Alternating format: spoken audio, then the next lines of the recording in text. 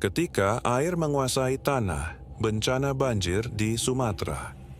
Di awal musim hujan, sejumlah wilayah di Pulau Sumatera kembali dilanda banjir besar. Aceh, Sumatera Utara, dan Sumatera Barat menjadi daerah yang paling terdampak. Ribuan rumah terendam, akses transportasi lumpuh, dan masyarakat terpaksa mengungsi untuk menyelamatkan diri. Di Aceh, curah hujan ekstrim selama berhari-hari membuat sungai-sungai meluap, menggenangi permukiman, sawah, hingga fasilitas umum.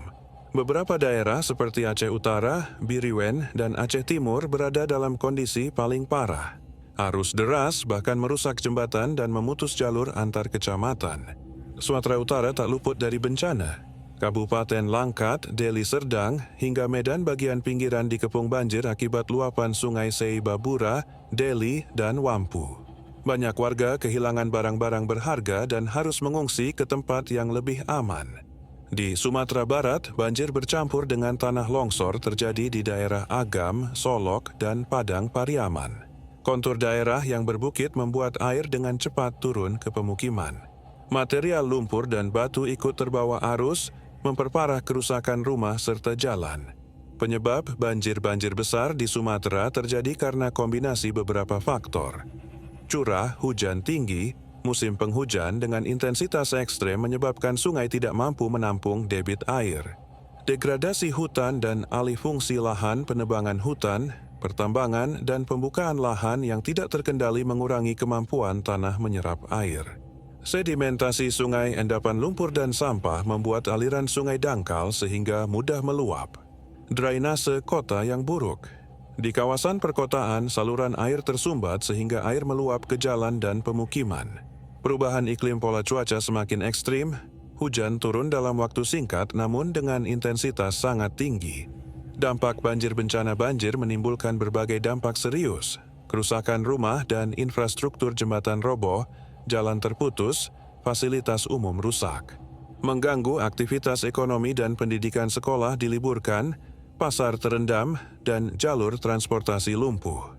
Meningkatnya risiko penyakit seperti diare, leptospirosis, dan infeksi kulit akibat air yang kotor. Kerugian pertanian sawah, kebun, serta ternak warga tenggelam. Ribuan warga mengungsi, mereka membutuhkan bantuan makanan, pakaian, obat-obatan, dan tempat tinggal sementara. Solusi agar banjir tidak terulang. Untuk mencegah banjir besar di masa mendatang, beberapa langkah nyata perlu dilakukan. Rehabilitasi hutan dan daerah aliran sungai, penanaman kembali pohon, perlindungan kawasan hulu, dan penghentian penebangan liar. Normalisasi dan pengerukan sungai mengangkat sedimentasi dan memperlebar aliran sungai agar debit air lebih aman. Pembangunan sistem drainase yang modern. Perbaikan saluran air di perkotaan agar tidak mudah tersumbat. Manajemen tata ruang yang lebih ketat menghindari pembangunan di daerah rawan banjir dan bantaran sungai.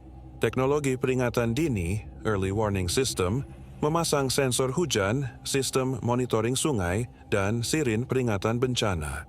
Edukasi dan kesiapsiagaan masyarakat melatih warga untuk tanggap bencana, evakuasi, dan menjaga lingkungan. Penguatan tanggul dan kolam retensi, pembangunan waduk kecil, sumur resapan, dan ruang terbuka hijau.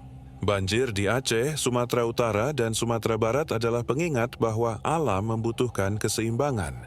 Kerusakan lingkungan dan perubahan iklim tidak bisa diabaikan.